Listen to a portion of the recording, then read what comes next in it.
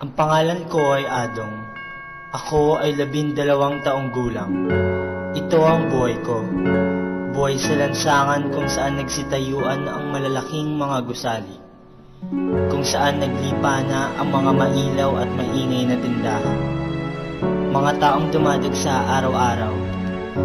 Ngunit iisa lang ang dahilan ng paglagi ko rito. Ang simbahan.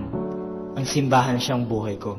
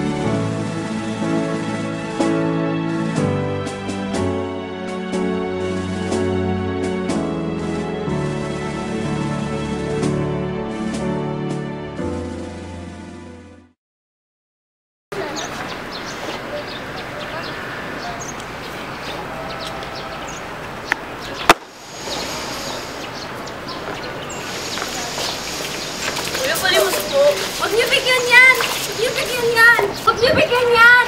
Pinagsusugal lang na magulang niyo yung pera na yan! Hindi po, hindi mo ito sinabi, hindi po ito yun. Pakinan mo! Painit!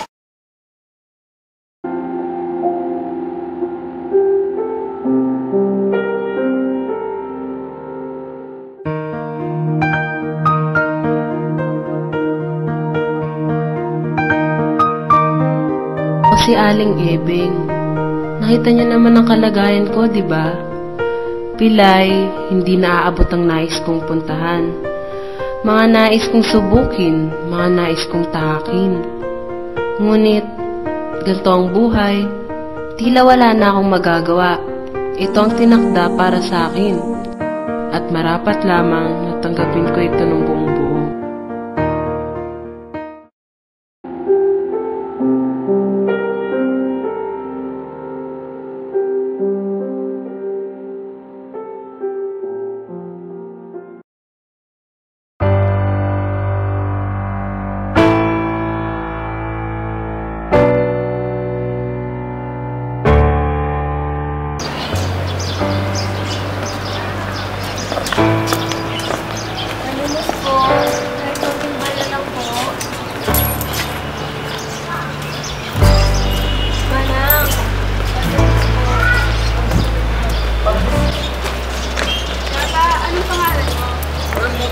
Bakit po?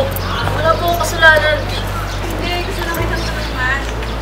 Bakit po? Sino po ba kayo? Ako si Teresa.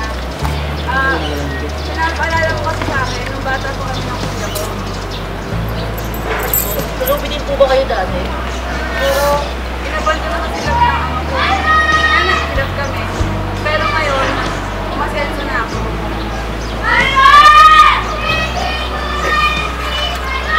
Salamat po. Malaking tulong po talaga sa akin po. Salamat po. Adong! Andun na si Bruno! At ano ibig sabihin mo kay Bruno umalis ako? Naku, ikaw na bahala mo pa. Huwag ka malis!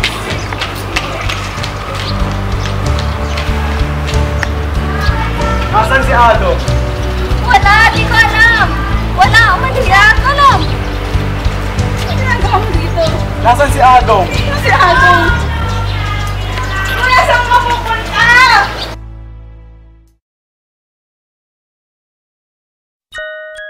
Paano to? Ano ba tong ginagawa ko? Tatakbo na naman ako, magtatago. Saan naman ako pupunta? Pagod na ako. Ayoko na ng gantong buhay.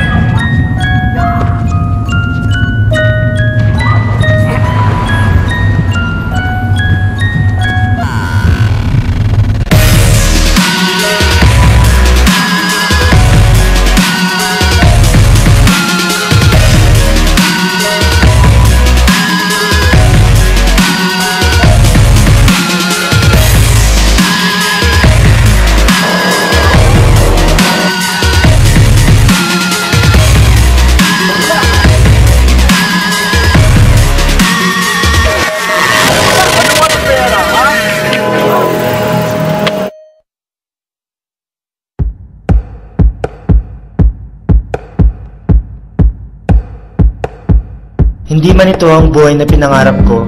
Hindi man siya naging isang tanyag na artista o doktor. Hindi man ako nakapag-aral. Hindi man natupad ang mga pangarap niya. Narito pa rin ako, lumalaban upang maranasan man lang ang kapayapaang inaasam-asam ko. Kahit gaano pa man kalupit ang mga tao, Kahit gaano sila karamot, kahit gaano kabangis ang lungsod, narito ako, si Adong, 12 taong gulang. Minsan nang nangarap ng isang magandang buhay.